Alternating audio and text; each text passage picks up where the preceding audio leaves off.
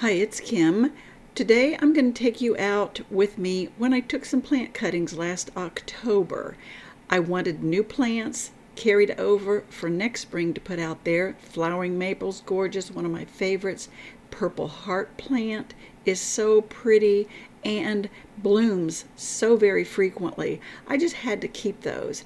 And of course, the Wandering Dude, my Tradescantia Zebrina. I love that plant. It always grows so well inside or outside. I had to save those.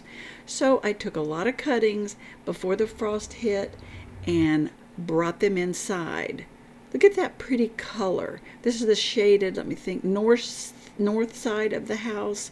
Looks really good in these urns. I'll probably do that again next year.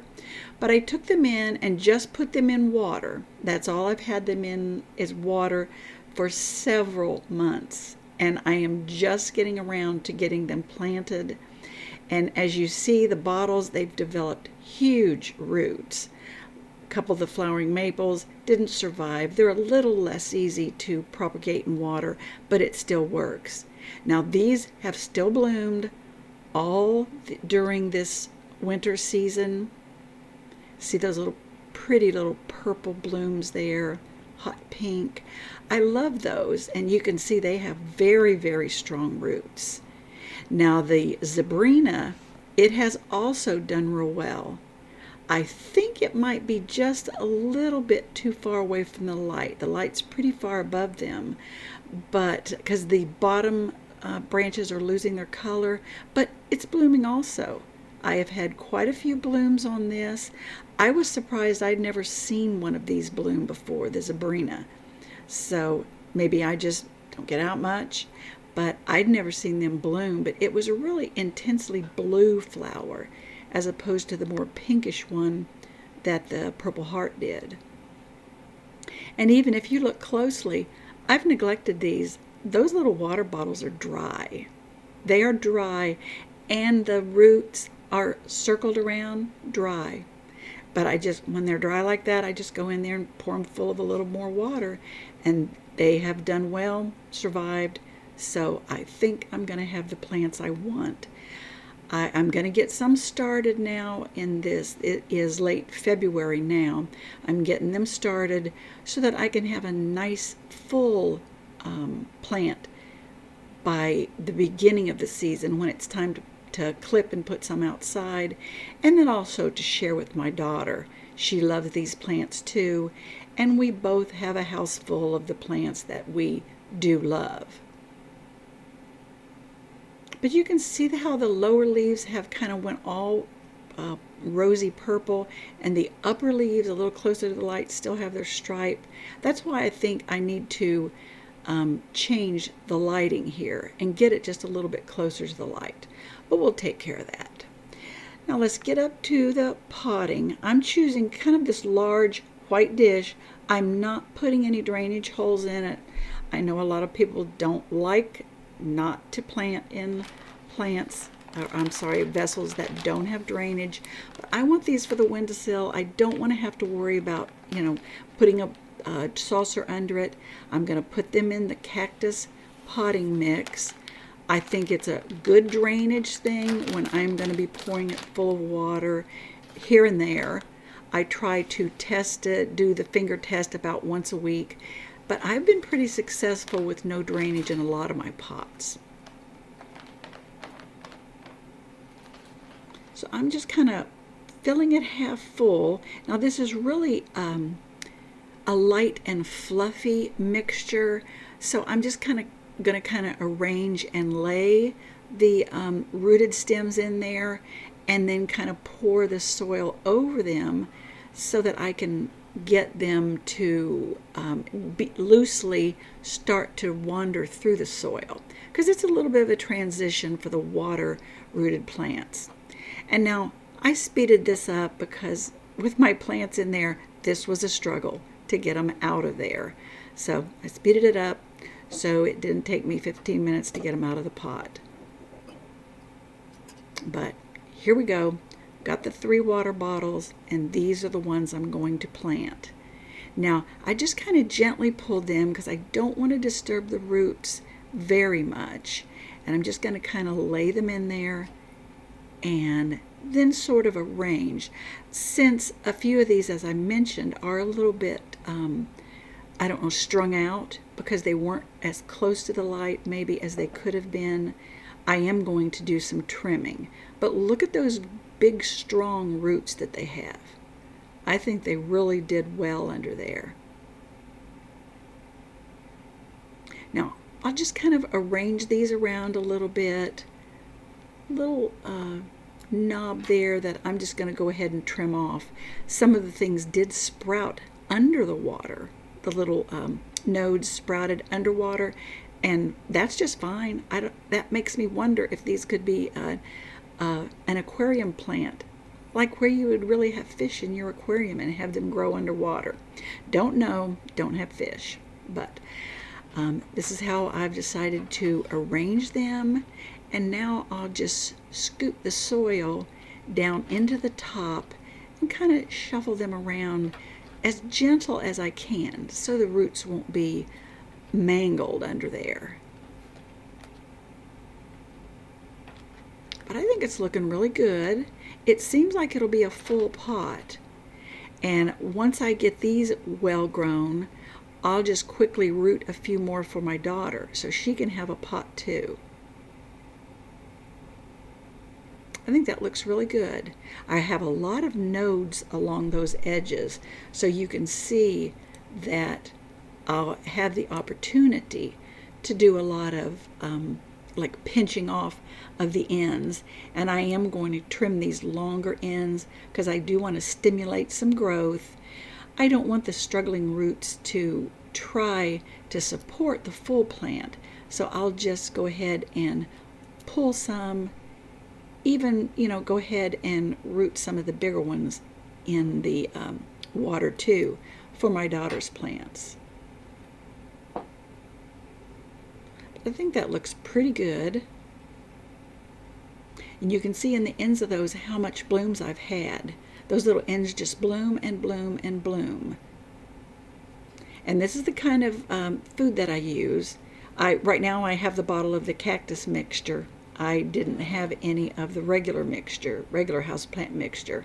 So I was just showing that. You just put 7 drops in a quart of water, and you can, every time you water them, have the plant food in it. That has worked for me, so that may work for you too. So I'm just getting the soil a little bit moist, not a whole lot. I'm probably pouring about, maybe I poured as much as 6 ounces into there. But I think that's going to look really good. And I'll put it under the lights, and then I'll get busy a little later pulling those chains down so that the light source can be a little bit closer. I don't know, it may help some of my other plants in there too. So I think that looks good. Nice color on the plants. I think I'm going to have a nice bushy little plant for the spring. Indoors and out. I'll clip some for outside, but the ones that stay inside are staying inside. I'm not doing both this year.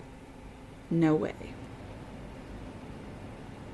Let's experiment and see if these will sprout. These are the little ends that I cut off the Purple Heart. There's no node on this end, but that would be a node right here, right at the base of where it's flowered. I've had flowers all during the fall and winter season. I'm going to cut these off, put them in here. We just finished planting the mamas. So let me clean my pruners. And I'm going to just take and cut that off right there. Same with each of those, just enough to stick into the dirt.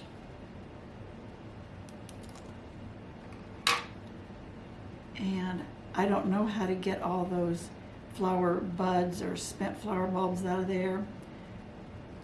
So I'm just going to hope it has enough energy to try and make new ones.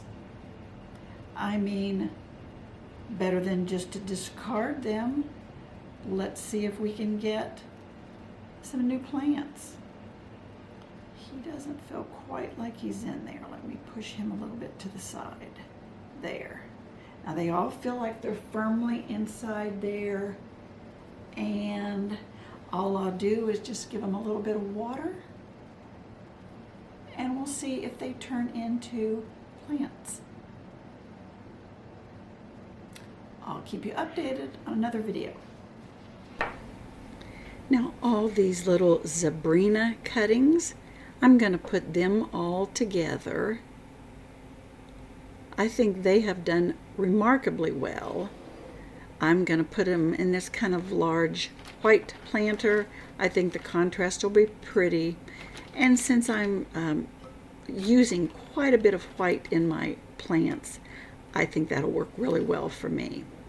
So I'll just kind of fill it full and then just, well, fill it half full and then put the cuttings, like stand them upright in that, and then try to put the fluffy soil around them so that the roots can easily start to meander through the soil.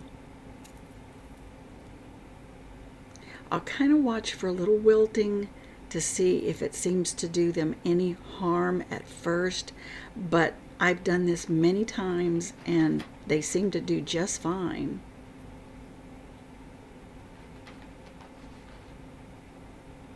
I think that looks really good. They seem very, very firm and perky. These for me will grow so easily, it's ridiculous. Like I said, those little jars over there are dry. They had no water in them.